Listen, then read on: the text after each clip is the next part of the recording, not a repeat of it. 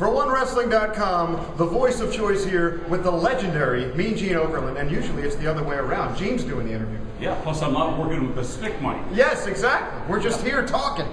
Well, you know, that's kind of the way it is, and that's not a bad way to go either. Not a bad way to go. Yeah. Gene, WrestleReunion, Los Angeles, California.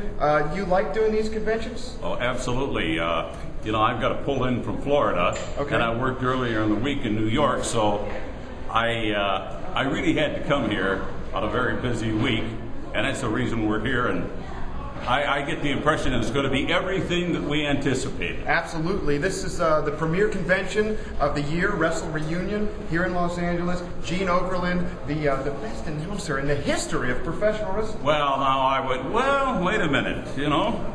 I can't disagree with that. There would be a few, though, that would take exception. Hey, Gene, real quick, just let all the fans know you're still doing some work for the WWE? Oh, definitely. We worked earlier. We had a great session with a couple of shows for WWE Legends of Wrestling. And on that panel, Hall of Famer Pat Patterson from the Fabulous Freebirds and a future Hall of Famer, in my opinion, Michael P.S. Hayes. We were also joined by my old friend and a colleague, J.R. Jim Ross. Jim Ross. And the fourth man on that panel, by the way, was none other than the 2006 inductee into the Hall of Fame, 5-time world champion in the WWE, Bret the Hitman Hart. Who, by the way, is here. The Bret Hart is here. For the festivities. Hey, Gene, all the people that are here, a lot of your friends, a lot of your people that you came up with, who's your favorite person in the business? Ooh. He's going to say you are really putting me on the spot. You wouldn't happen to have somewhere in the neighborhood 3 hours?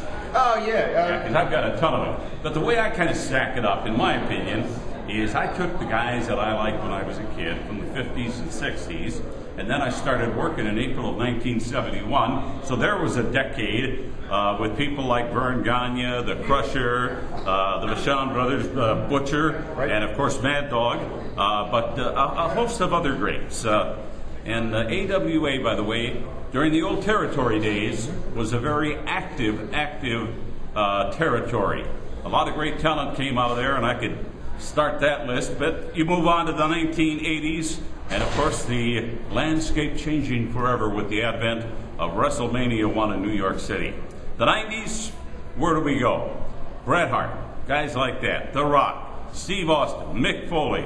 I mean, I can go on and on and on. Now, the 2000 decade, this first 10 years, highlighted people like John Cena, Triple H, and a ton of others. Shawn Michaels, by the way, who's going to be inducted into the WWE Hall of Fame the night before WrestleMania. That's my story, and I'm sticking to it. All right, Gene Okerlund for OneWrestling.com, the voice of choice, the golden voice. We'll see you next time.